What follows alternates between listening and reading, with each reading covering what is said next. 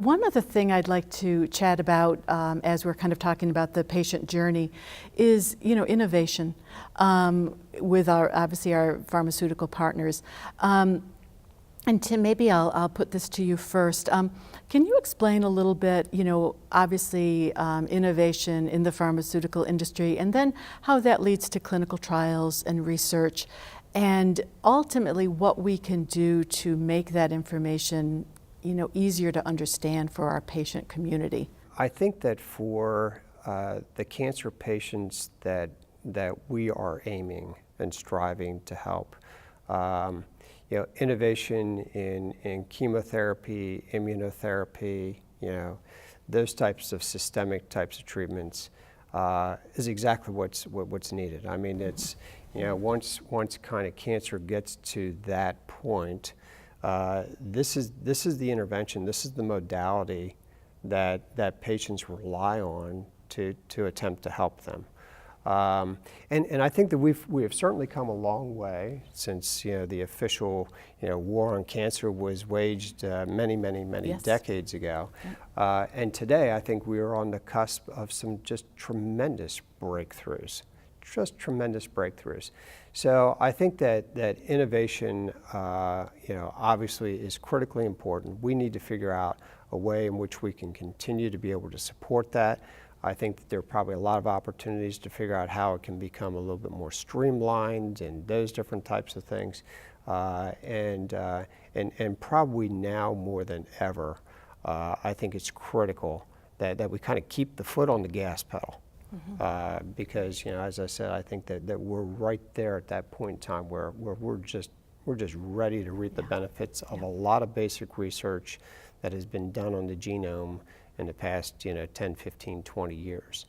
In terms of clinical trials, this has been a discussion for decades too, and unfortunately, with the efforts of everyone that's in this space, we really haven't moved the needle from patient participation, in the past 30, 40 years from about that, 4 to 5%, give or take a little bit.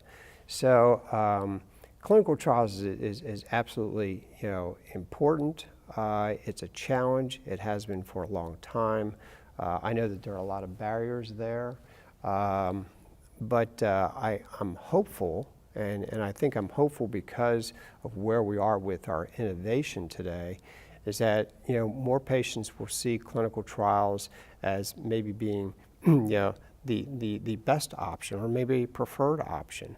And with some of that enthusiasm, that will enable the system to be able to avail more patients to clinical trials than perhaps we've experienced in the past. Absolutely.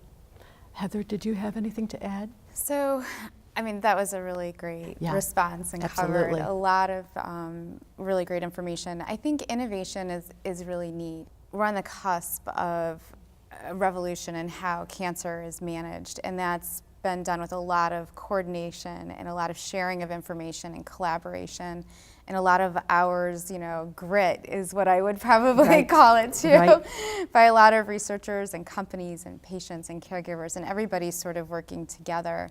And I think it's not just the treatments itself, but it's also better screening and finding cancers earlier so that they can be more manageable. Absolutely. And diagnostic and imaging and even like basic science lab tools that help us to better analyze and isolate what we're trying to find. And as that then leads into the clinical trials, it's interesting to see how clinical trials positioning in cancer care has sort of changed over the years.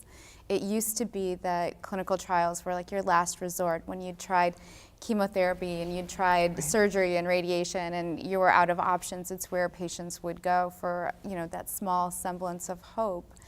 And nowadays, it's very different. Once you've started therapy, you may now be ineligible for some of the most promising clinical trials. So it really needs to evolve to be part of the treatment planning process. So when you've been diagnosed and you're trying to figure out your next steps, it's a conversation you should be having with your healthcare provider to see what's available.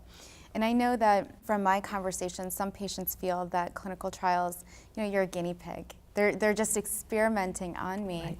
And the reality is you're going to get the standard of care, but you may get access to a very promising new molecular entity or new therapy that might have a really great positive impact on your journey with cancer. So it would be great for patients to understand that, and for them to understand that they're protected throughout the process, that they're going to get good care, and they may get something that's even better than what they would get if they went the traditional path. I know from our perspective, we've also been doing innovation in other areas. You know, there are some, what I would call like the 3 pillars of cancer care: surgery, chemo, and radiation. We're looking at other, what I would call the 4th pillar of interventional medicine. So there are some patients who aren't eligible for those types of treatments for various reasons. And so there are minimally invasive techniques that might also address their concerns, or might buy them time or give them some other treatment options outside of the traditional sense. So the full scope of cancer care has really grown, and our understanding of what the potential options are for each patient have grown because we've studied it, because we've looked at it.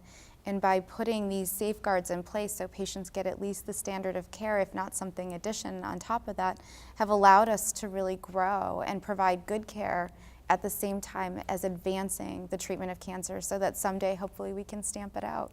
I think what you brought up too, Heather, is so important, that there is that misnomer still that people think the clinical trial, it's my last possible effort, and I might be kind of a research subject, a guinea pig, and I might not get, I might get a placebo, as you know what I mean? So I think that's just very important. I'm so glad you brought that out, because we try every day to let patients know that you will at least get that standard of care. But that's still work we have to do in the education arena. And it's such important work. The exciting thing is when I talk to patients every day, and I know you both will probably be happy to hear this, is I talk to patients and they're like, can you explain immunotherapy? So it's wonderful that patients are hearing these, things, in the news or reading them in articles, and then they're really following up and they're asking those questions. Or they hear of a clinical trial, is this something that might be appropriate? Can you help me find more information about it? So that's so exciting, because I think, Tim, as you said, we're on that cusp, and every day it seems like there's new innovation and new things for patients to be very hopeful about.